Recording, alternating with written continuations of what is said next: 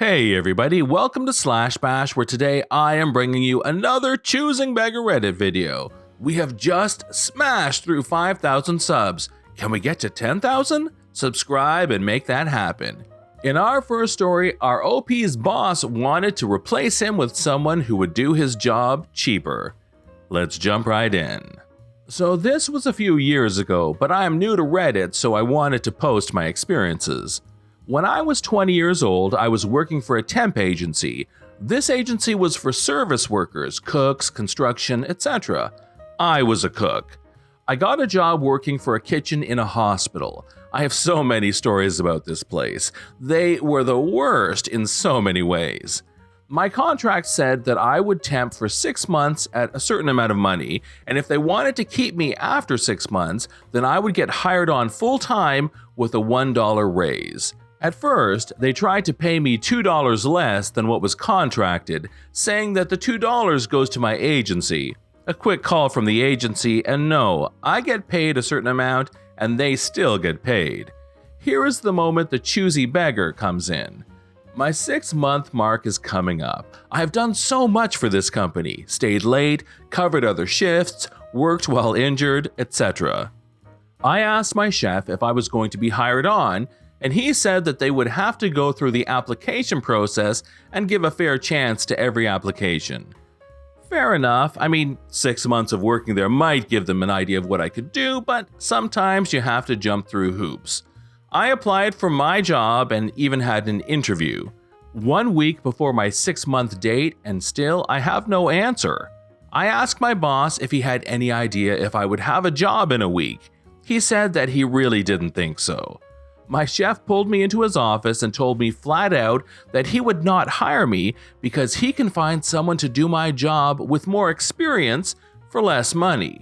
He said that I am overpaid as it is, and unless I would be willing to go against the contract and get hired on for $2 less, then they would not hire me. I thanked him for being honest with me and said no, I wouldn't do that. I will not work for $2 less than what I was making, but I am on contract, and so I will finish out my last week. One day before my contract expired, the chef came to me to say that they have not found someone to replace me yet, and they were hoping that I wouldn't mind working another week for them till they could. I said sure. My agency approved it, and a new contract was signed for 1 more week. 2 days before the new contract expires, the chef came to me again to ask me for the exact same thing. He asked if I could work another 2 weeks till they found someone. At that point, my agency got upset and said no. They either hire me on or they hire someone else. On the day before my second contract expired, 1 hour before I'm supposed to leave, the chef comes and spills a pot of milk on my flat top. Now I have to stay 1 hour after work, scraping scalded milk off this thing, and everyone else has gone home. While I am scraping this crud off the flat top, the chef comes to me and says, "Well, I have some great news. How would you like a job?" What? We have not been able to find anyone to replace you, so if you want it, the job is yours. Dude, I was supposed to leave 30 minutes ago, and you are telling me now that you want to hire me? Well, we really don't have any other option. No one else applied. Huh. What unfortunate timing. I have already found another job. I start in 3 days. I'm sorry, but I am not going to be able to take it. That's extremely unprofessional. You were supposed to give me a 2 weeks notice before you find another job. I thought you were going to say yes to my offer. Now I have no one to cover for you.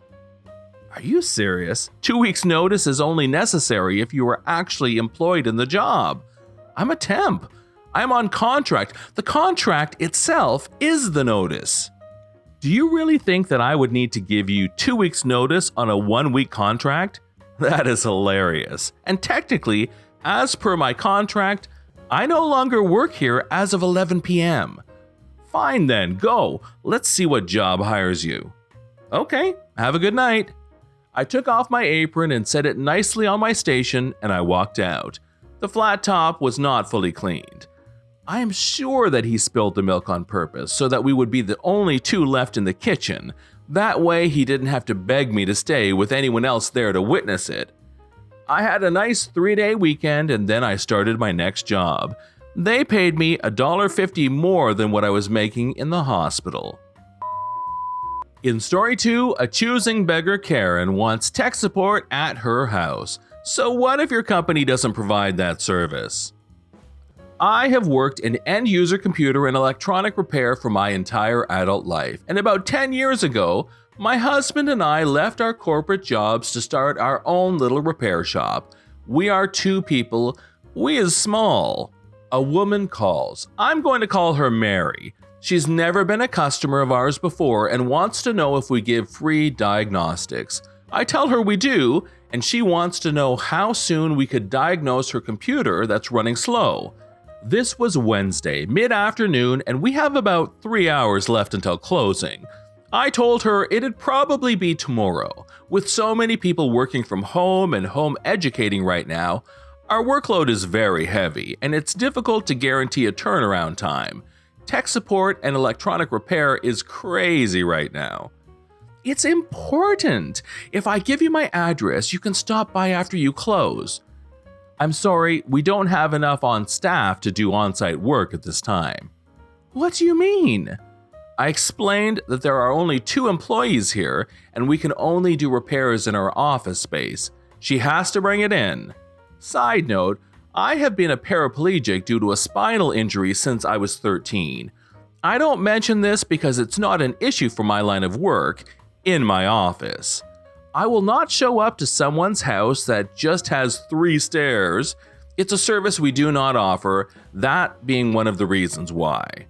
What about my printers? I have a very old LaserJet printer and the other guys messed it all up. It took me 2 hours to fix it last time.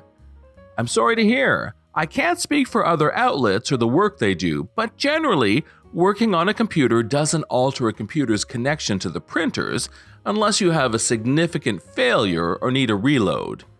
Well, they did it, and I don't want to go through that again, so I need someone to come to the house. I'm sorry, that's not a service we offer. Long pause.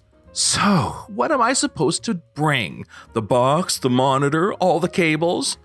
I'm really inconveniencing her here. No, just the tower. Assuming she meant desktop when she said box. What do you mean tower? It's not a tower. The computer, where everything plugs in. We don't need cables, just the computer. What about my printer? If you mess up my printers, what will you do for me then? Will you come out and fix it if you mess it all up? I pause, thinking of a strategic way to answer without being a jerk.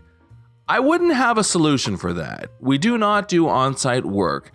Perhaps another outlet has a better solution for you. But they don't do it for free. Our diagnostics are free. We can give an estimate, but ultimately, the cost to fix depends on the problem. But you won't know the problem if you don't look at it.